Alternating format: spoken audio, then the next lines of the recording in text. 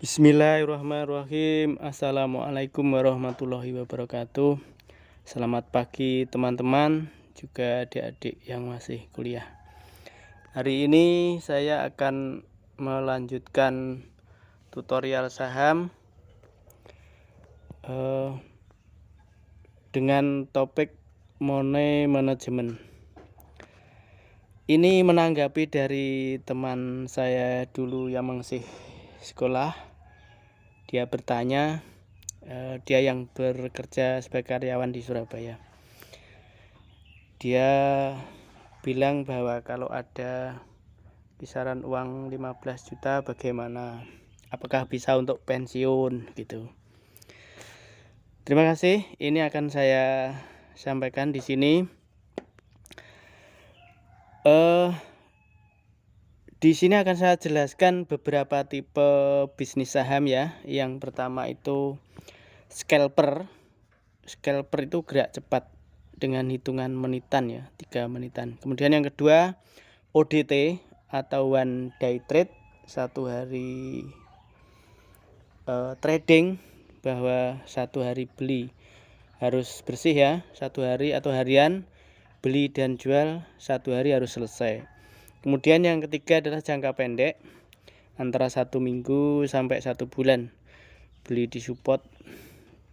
Kemudian yang keempat adalah jangka menengah, 1 bulan sampai 6 bulan, yaitu beli di support, jual di resisten. Kemudian yang kelima jangka panjang, ini seperti untuk hari tua ya, seperti menabung dan pensiunan. Bapak-bapak atau ibu-ibu karyawan yang mau pensiun bisa mempersiapkan seperti ini. Seperti teman saya yang karyawan di Surabaya itu bisa di posisi jangka panjang. Kemudian yang keenam adalah sebagai aset investasi, seperti bos besar ya yang punya banyak duit. Nah, ini ditaruh di saham. Dia memiliki berapa juta lembar atau berapa ratus juta lembar saham, kemudian dia santai-santai, kemudian hanya mengandalkan dividen tiap tahun dia sudah bisa untuk kehidupan. Ini akan saya terangkan satu persatu apa yang disebut dengan scalper ya. Scalper atau gerak cepat dalam hitungan menit itu kita yang pertama masuk melihat top gainer dan melihat candle 3 menitan. Kemudian dilihat volumenya ramai, volumenya besar, ramai, mungkin ada berita yang positif digoreng oleh bos besar. Kemudian ini kalau scalper itu biasanya saham gorengan. Saham gorengan itu saham yang murah harganya ya, seperti harga gorengan, maksudnya gitu. Harganya murah dari 90 sampai di bawah 500 lah biasanya yang mampu digoreng oleh bos besar. Kemudian 4 itu ada stop loss lah, berapa persen sanggup loss dan berapa persen mengambil profit. Nah, di sini bisa diambil 3 sampai 4% untung lalu dicabut atau keluar dari market. Kemudian yang kelima, mantengin pasar ya, mantengin layar di depan laptop, yaitu seperti gini. Kalau sudah bisa melihat di top gainer ada hijau, lalu posisi scalper itu semua harus diposisikan ya. Scalper itu ibarat penembak jitu ya. Jadi senapan sudah diarahkan, kemudian jari sudah disiapkan dan semua sudah siap, tinggal kalau sudah ada momen yang tepat ditembakkan, disentil dus gitu. Nah, ini sama seperti scalper tuh sama seperti senjata. Kalau dia harus standby di bid dan ask. Misal kita mau sudah terlihat di top gainer seperti si Cho itu masuk top gainer, kemudian senjata ini di volume dan price sudah diisi ya. Price ini diisi 143, posisi di as ya, yang kalau klik langsung dapat barang. Kemudian volume diisi berapa? Kalau di sini max limit itu total keseluruhan dari margin juga modal di saldo itu max limit. Kalau max cash itu hanya saldo yang di dana yang disaldo itu yang untuk beli. Ini terserah kalau sudah mahir nanti max cash atau max limit ya. Nah itu ditaruh di volume.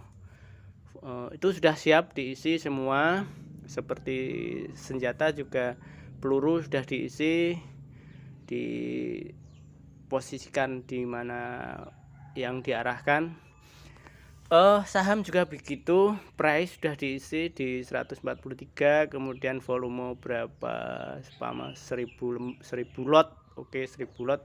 Nah kemudian posisi jari di buy ya, jadi melihat posisi jari sudah ditaruh di buy tapi belum diklik ya. Nah ini melihat situasi, misal itu scalper kalau di angka 143 itu habis, pelan-pelan habis, seret habis. Nah kemudian yang di 142 itu ditahan, misal ditambah terus tambah, itu bisa masuk jelek diklik. Nah itulah artinya scalper. Kemudian yang kedua adalah ODT. ODT ini one day trade. One day trade itu bisa melihat seperti ini. Kalau mencari saham yang posisinya habis turun sampai resisten, sudah ada candle hijau 2 ya, hijau tumpuk 2, itu bisa dicermati. Volume juga besar, naik ya. Kemudian ada hijau tumpuk 2. Nah itu bisa masuk sorenya atau besoknya. Kalau besoknya maksudnya bisa, kalau sudah ada hijau tumpuk 2 itu bisa dicermati hari besoknya atau sore hari kedua. Itu hijau kedua itu sorenya bisa beli, atau besok paginya hari ketiga biasanya turun seperti ini lalu ada tanda panah, lah itu masuk. Itu untuk ODT bisa mencermati seperti ini. Kemudian memantau candle harian ya, ini kaitannya dengan harian. Saham yang koreksi lalu ada tanda arah pembalikan naik ya, dengan ciri-ciri ada candle ekor panjang di bawah, lalu ada 2 candle hijau tumpuk 2, maka boleh masuk 50%. Jika ada penurunan bisa beli lagi. Nah itu yang ODT. Kemudian yang ketiga itu jangka pendek. Jangka pendek itu cari saham yang bagus, kemudian dilihat FA dan TA nya yang sedang koreksi, beli di support seperti ini, saham AMRT ya, beli di support yaitu harga terendah terdekat. Nah dari terendah terdekat maksudnya koreksi sudah pernah naik tinggi lalu turun. Nah penurunan itu yang terdekat sebelumnya itu di support, yaitu harga terendah terdekat, itu dinamakan support. Bisa beli 50% lot ya, umpama beli 100 lot bisa 50 lot dulu. Kemudian jika turun lagi bisa beli lagi 50 lot. Nah di sini jualnya bisa menunggu dari 1 minggu sampai 1 bulan ya, 2 minggu sampai 1 bulan. Atau kalau belum sampai segitu, sudah tercapai targetnya, bisa dijual. Nah itu yang jangka pendek. Kemudian yang keempat itu jangka menengah. Kalau jangka menengah itu cari saham yang bagus FA dan TA-nya, lalu belinya nunggu koreksi. Ya, koreksi itu menunggu penurunannya, ditunggu. Pokoknya sabar. Cash di saldo nggak apa-apa. Uang biarin di saldo nggak apa-apa. Jangan diapa-apain, menunggu koreksi bisa saja. Cari saham yang bagus, FA dan TA-nya, lalu belinya nunggu koreksi di support. Kemudian bisa melihat menjualnya, dibiarkan setelah beli, ditunggu sampai 1 bulan atau 6 bulan. Itu baru dilihat. Kalau memang tidak hasil bisa dipindah, dicarikan lagi, atau dibiarkan menunggu sampai berhasil, sampai resisten seperti ini. Yang namanya saham itu tetap ya, ada turun ada naik. Kalau turun terus ya nggak enak, kalau naik terus tetap nggak enak. Tetap ada yang mengelola. Di setiap saham pasti ada yang mengelola harga ya, menjaga harga, menarik minat para investor. Harga itu bisa dinaikkan dengan cara, pokoknya ada ya yang mengelola. Nah, tidak mungkin saham itu turun terus dan tidak mungkin saham itu naik terus. Nah, di situ kita bisa melihat penurunan di support, dan jika sudah naik di resisten kita jual. Kemudian yang kelima itu jangka panjang ya. Kalau jangka panjang itu cari saham yang bagus FA dan TA-nya yang dalam jangka 5 tahun.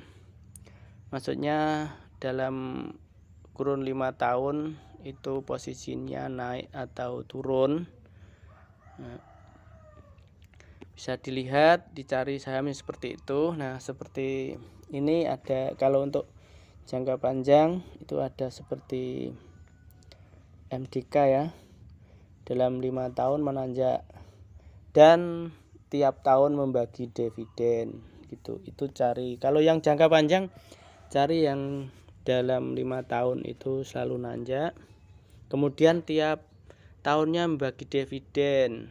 Nah, seperti ini bisa dilihat. Kalau BRI ini dalam 5 tahun terhitung nanjak ya, walaupun ada suatu hal itu turun drastis. Kalau turun kalau ada suatu hal itu turun drastis, itu jangan panik ya, santai saja, slow. Nanti pada saatnya juga akan naik lagi. Seperti ini tahun awal-awal tahun 2020 ini ada Covid ya. Ini dari harga 4.400-an turun langsung ke 2.200-an. Ya, itu total itu 100% turun. 50% penurunannya. Itu kalau orang yang panik sudah rugi ya. Tapi kalau mereka yakin saham itu kalau turun itu bisa tetap naik lagi lah, itu tetap kembali lagi ke harga awal di tahun 2021. Memang 1 tahun sih lambat. Nah, ini bisa mereka yang kaya akan duit, punya cadangan di saldo itu ada ya, yang orang yang tipe seperti ini. Ada momen di negara itu seperti krisis dan sebagainya, itu harga saham, mayoritas saham itu turun. Nah, itu mengambil sebanyak-banyaknya seperti ini. Ini mereka yang sabar mengintai, seperti macan mengintai mangsanya, itu memang sabar. Ini di tahun awal 20 ini harga saham BRI ini jatuh ya. Nah, ini orang yang sudah siap hal seperti ini, uangnya dimasukkan semua di posisi 2.500-an. Ini sudah mulai beli ya. Ini banyak yang untung besar, kemudian dibiarkan dalam 1 tahun sudah 100% atau 50% kenaikannya. Nah, itu kalau memang sudah siap seperti itu bisa. Nah, kalau kita yang tidak bos besar itu bisa melihat dalam 5 tahun itu posisinya naik, dan tiap tahun BRI juga memberi dividen. Nah, di samping dalam 1 tahun, dalam 5 tahun itu naik, itu tiap tahun memberi dividen. Nah ini dividen dari BRI, ini dihitung per lembar. Kalau Rp174 itu kalau punya 1 juta lembar, artinya dalam 1 tahun itu sudah memperoleh 174 juta. Nah ini sudah bisa untuk makan ya.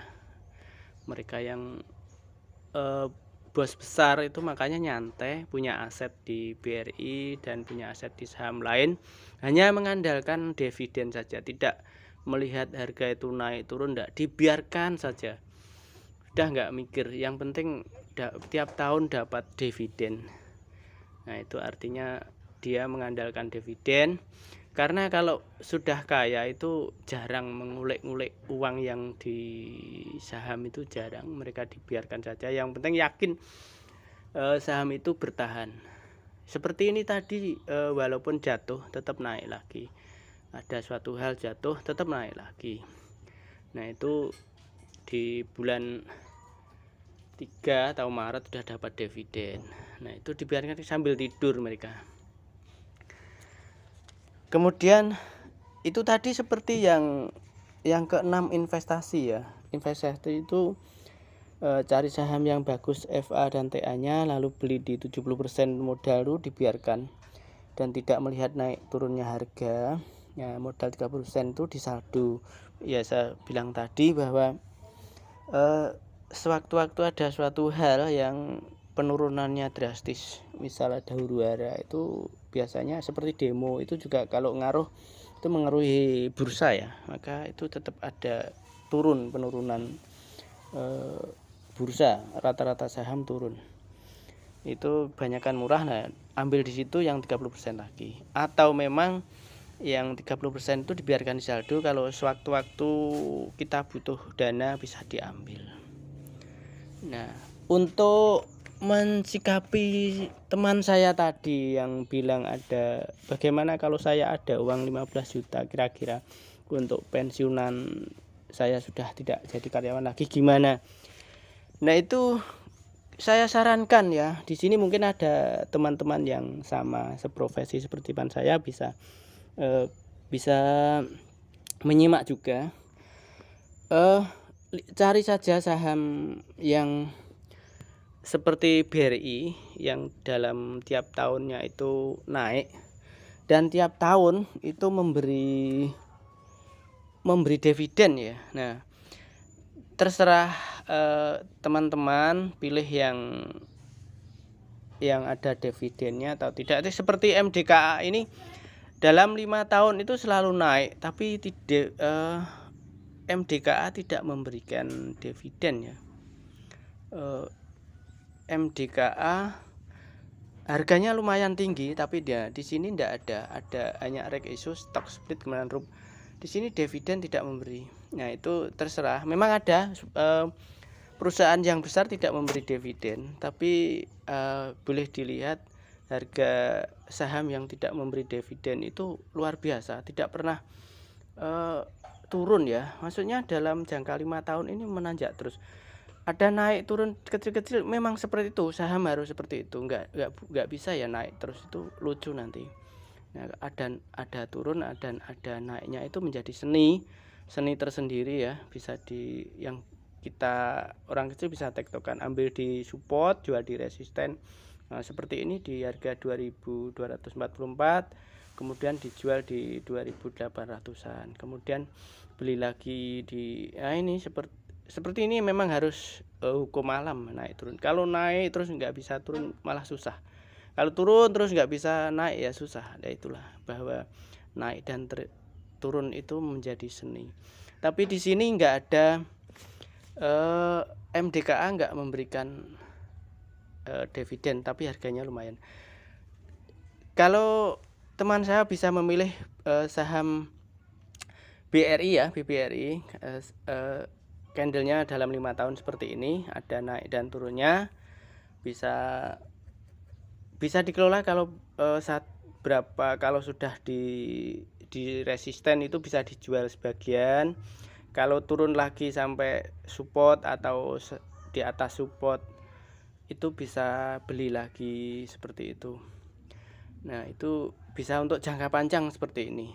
Dan kalau memang ingin dapat dividen, itu tiap tahun juga ada dividennya.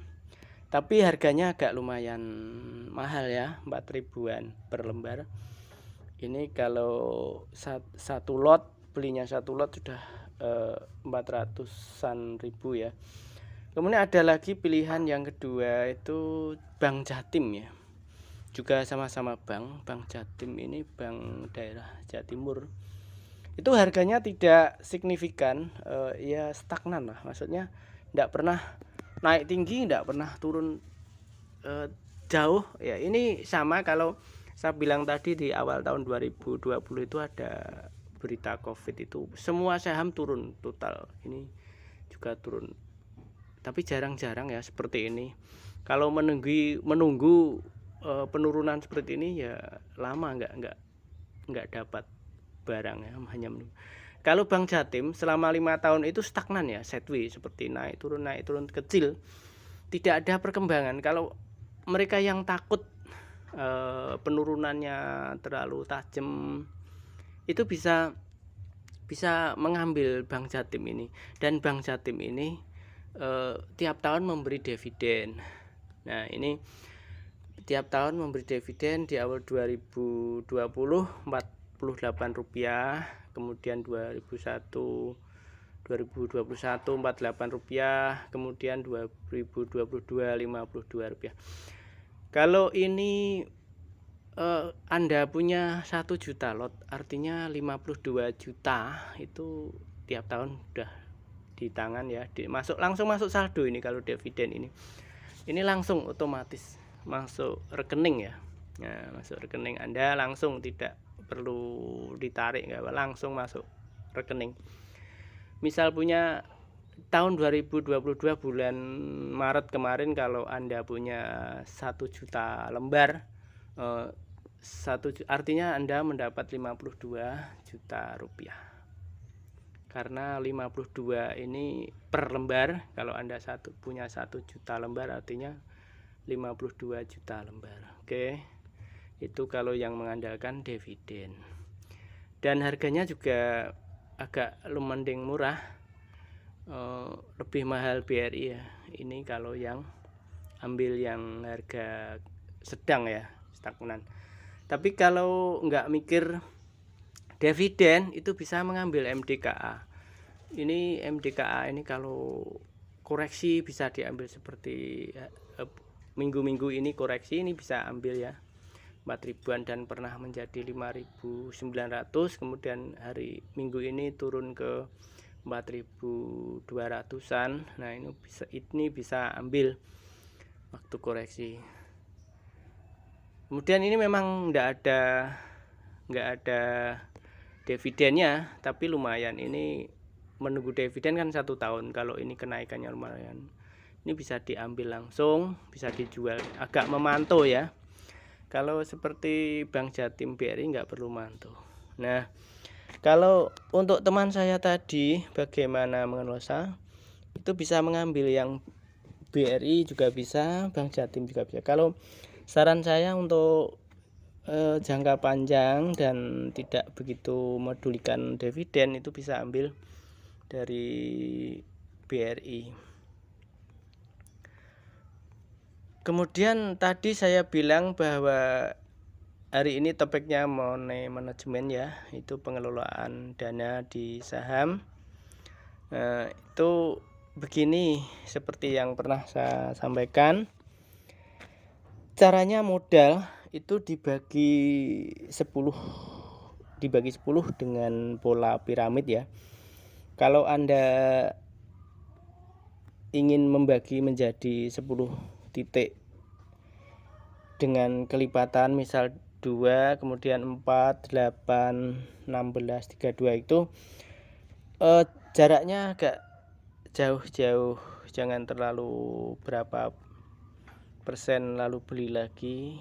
Nah, kalau memang modelnya itu 1, 2, 3, 4 sampai 10, itu bisa misal turun 5%, beli lagi kelipatan 3, kemudian turun lagi 5%, bisa beli 4, seterusnya. Itu nggak terlalu jauh jaraknya, bisa beli lagi tapi kelipatan, bukan kelipatan tapi satu tangga ya. Itu kalau turun, saya bilang kalau beli saham yang bagus FATA-nya.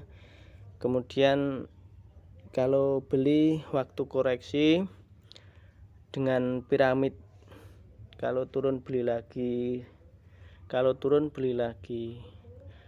Apa enggak rugi?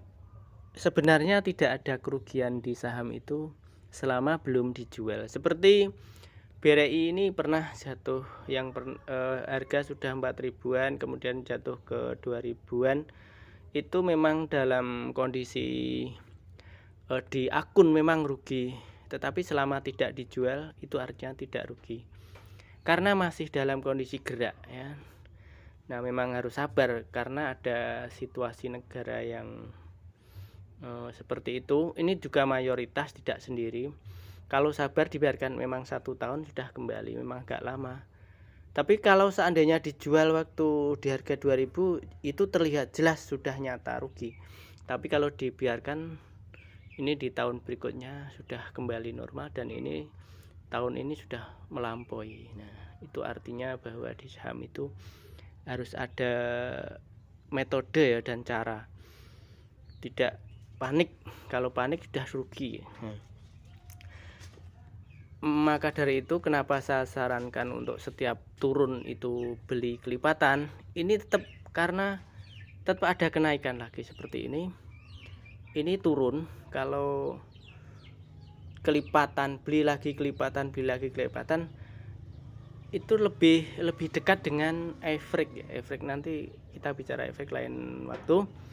Nah, itu naik sedikit kita sudah untung. Misal kita naik lagi, misal seperti ini di 3.600-an kita beli, sudah kelipatan ke berapa, lah jual lagi di 4.100, 4.200, sudah bisa untung. Nah, itu metodenya. Kemudian kalau manajemen yang jual itu juga piramid ya, tapi piramidnya terbalik. Yang tadi kelipatannya ke bawah itu semakin besar belinya, lah ini ke atas semakin naik itu jualnya semakin banyak. Kalau turun, nah itu nanti bisa nggak jual tapi beli lagi sedikit gitu. Tetapi ini dalam jangka waktu 1 tahun atau berapa tahun, bisa untuk jangka panjang ya. Ini yakin kalau di bank ini karena market cap-nya tinggi, insya Allah tidak rugi ya. Karena setiap daerah ada bank BRI. Nah, itu salah satu saran saya bagi teman saya tadi yang ada dana, ada kelebihan dana waktu jadi karyawan, saat ini umur sudah 50 tahunan, itu bisa mulai siap-siap, dan uang itu tidak dibutuhkan sekarang, masih ada kelebihan dan tiap hari masih ada penghasilan, maka bolehlah ditaruh di saham BRI. Seperti tadi saya bilang, belinya bertahap, kalau turun beli lagi, turun beli lagi. Kemudian biarkan saja, nggak apa-apa, nggak usah khawatir akan hilang, taruh di BRI. Kemudian kalau semakin lama ditambah lagi, bisa seperti menabung. Kalau bahasa banyak di iklan itu menabung saham, ini sama, itu bagus memang. Menabung saham itu terlihat ya, ada kenaikan, beda dengan di rekening. Nah, itu saran untuk teman saya yang ada uang ya, sebenarnya tidak segitu ya, nggak apa-apa, 25 juta 50 juta juga oke saja. semakin besar semakin akan mendekati jadi bos. Itu saran saya bagi teman saya yang ada yang jadi karyawan di Surabaya, untuk menaruh uangnya kalau mikir untuk masa depan bisa ditaruh di saham Bank BRI. Itu mudah-mudahan didengar oleh teman saya, YouTube saya, dan dipahami lalu bertindak.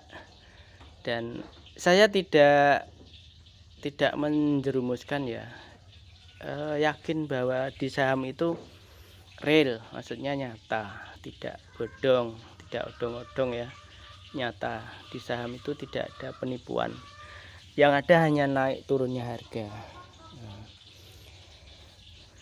Itu penjelasan saya bagi teman saya, juga teman-teman yang lain kalau sama, yang punya hal sama karyawan, bisa diterapkan. Mudah-mudahan ada manfaatnya, dan terima kasih atas perhatiannya. Kalau belum jelas bisa diulang-ulang video saya, dan kalau berkenan mohon di subscribe ya, biar saya semangat lagi. Mudah-mudahan ada manfaat dan barokah dengan izin Allah. Sekian, terima kasih. Assalamualaikum warahmatullahi wabarakatuh.